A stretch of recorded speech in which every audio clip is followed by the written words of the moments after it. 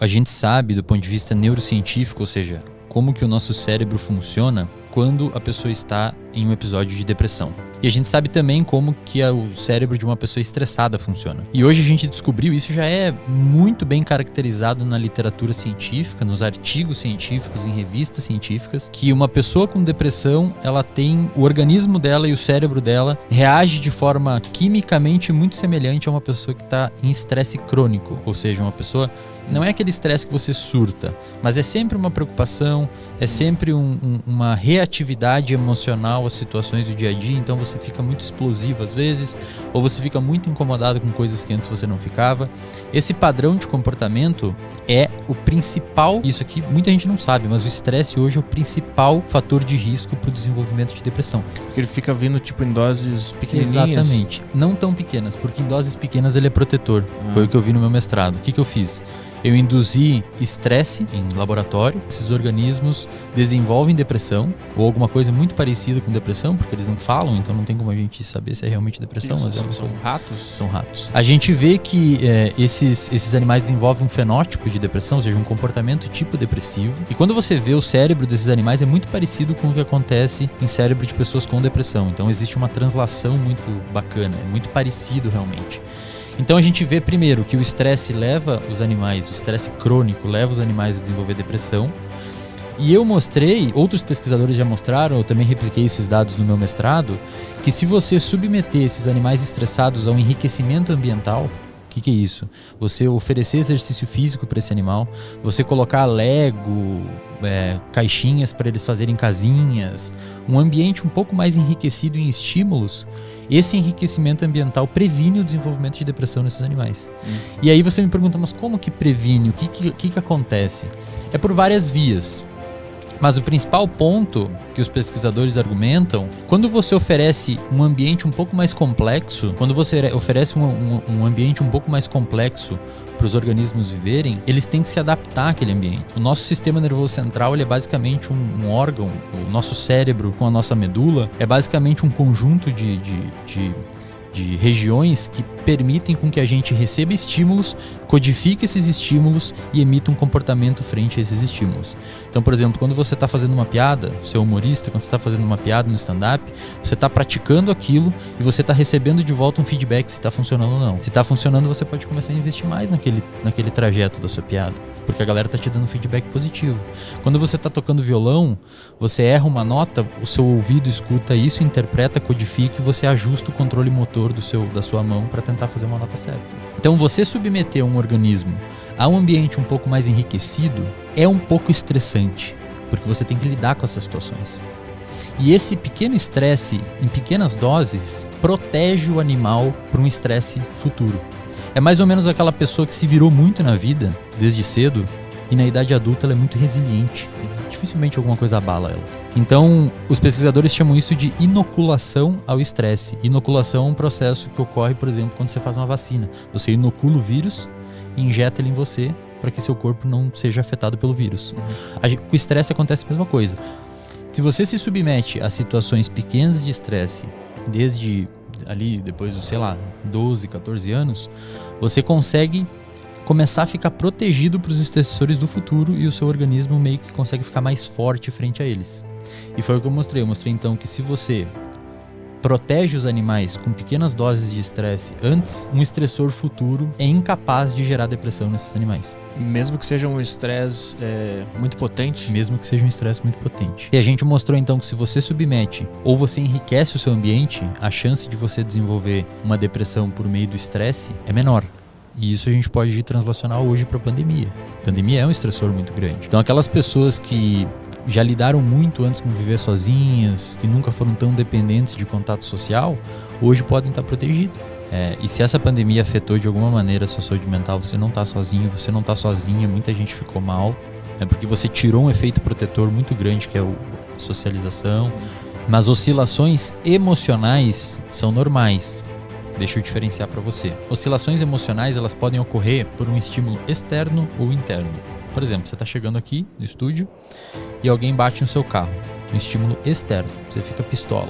Aí você fica bravo, você fica irritado, fica agressivo.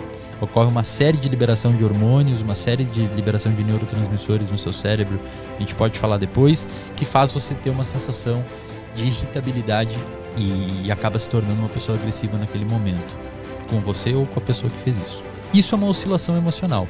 Ou seja, a oscilação emocional, e pode ser por um estímulo interno. Você está sentado aqui agora me entrevistando e vê um pensamento, uma coisa que aconteceu na sua vida lá atrás, ou um problema que você tem futuro, e você fica triste, fica borocochô, fica para baixo. Então, uma oscilação emocional é uma oscilação pontual que ocorre devido a um estímulo interno ou externo perceptível. Esse pensamento, só pra gente não avançar ainda, esse pensamento que vem do nada, ele vem do nada? Que porra é essa?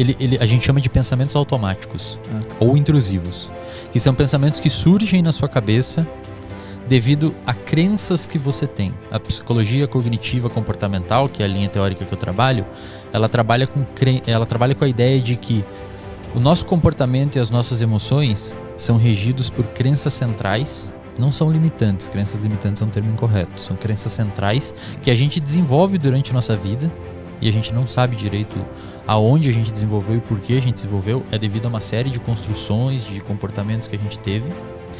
E essas crenças, geralmente, a gente não tem muito acesso a elas. A terapia, ela consegue acessar. Às vezes o paciente, ele não manifesta verbalmente a crença. Por exemplo, pacientes com depressão, quando você vai tratar, geralmente tem uma crença de incapacidade ou insuficiência. Ele acredita fortemente que ele é incapaz e insuficiente. E ele acredita em relação a ele, em relação aos outros e em relação ao futuro. Essa tríplice. Essa crença que ele tem, que dificilmente ele verbaliza, eu sou uma pessoa incapaz, eu sou uma pessoa insuficiente. Essa crença, ela gera um padrão de pensamentos automáticos. Então a crença, geralmente ele não tem acesso. A crença, ela se manifesta em pensamentos automáticos.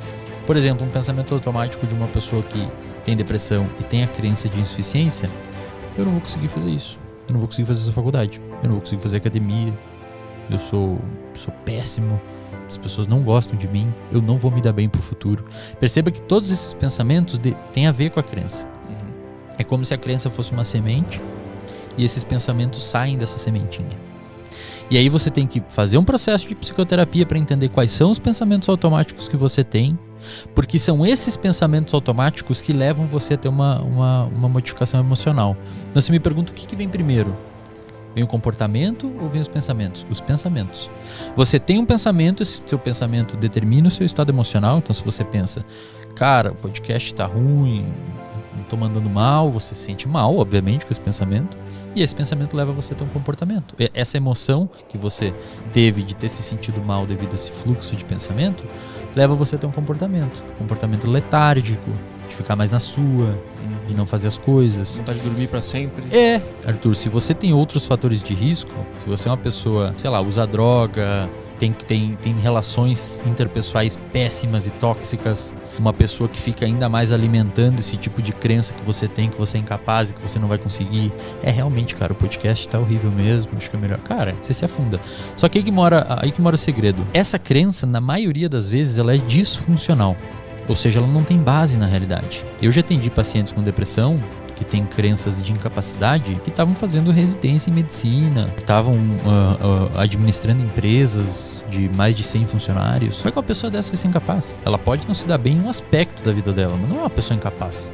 Construir uma empresa de 100 funcionários, velho. Assim, esse cara especificamente, ele enxerga a empresa, ele vê que ele consegue mandar bem nas 100 pessoas ali, ele gerencia tudo, mas ele acha que aquilo ali tá por um fio de ser descoberto que ele tá mandando mal, na verdade. Exato. É isso, né? Também.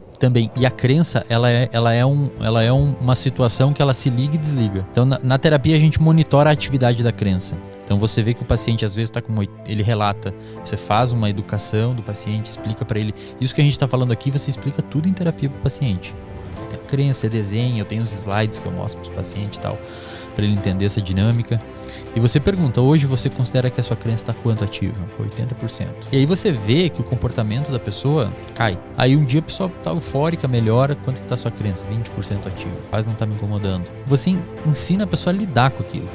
A terapia, ela é um processo, antes de mais nada, educacional, que deve ser aplicada especialmente em oscilações de humor. E aí, terminando de responder a pergunta lá atrás, oscilações emocionais que ocorrem devido a estímulos internos e externos, bater o carro ou pensar no podcast, pode te deixar ficar mal, pontualmente, depois você melhora. pessoa me pergunta, Wesley, acordei bravo e fui dormir feliz. Sou bipolar? Não. Você não é bipolar. Você teve uma alteração emocional que é perfeitamente normal. Anormal seria se você não tivesse essas oscilações emocionais. Você acorda mal, às vezes você acorda mal, você vai dormir mal, fica bem de meio-dia, enfim, qualquer coisa assim. Agora, se essas alterações emocionais ocorrerem e perdurarem no tempo e intensidade, aí é uma alteração de humor.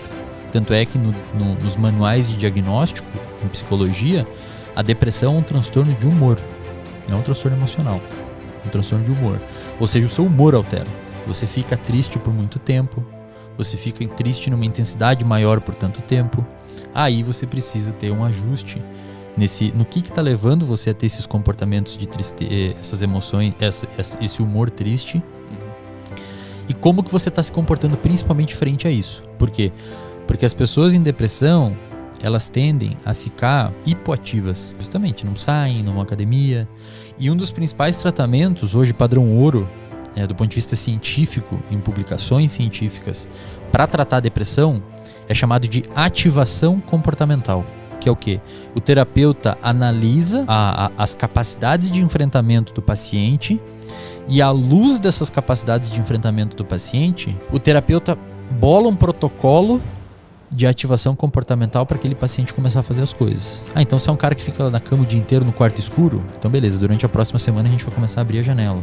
Depois você vai começar a arrumar sua cama e levantar, lavar a louça, sair com o cachorro, devagar. Porque nós somos sensíveis às consequências dos nossos comportamentos. E as pessoas não percebem isso. Então, se você faz alguma coisa, você é sensível ao que você fez. Você faz uma cagada, você fica mal.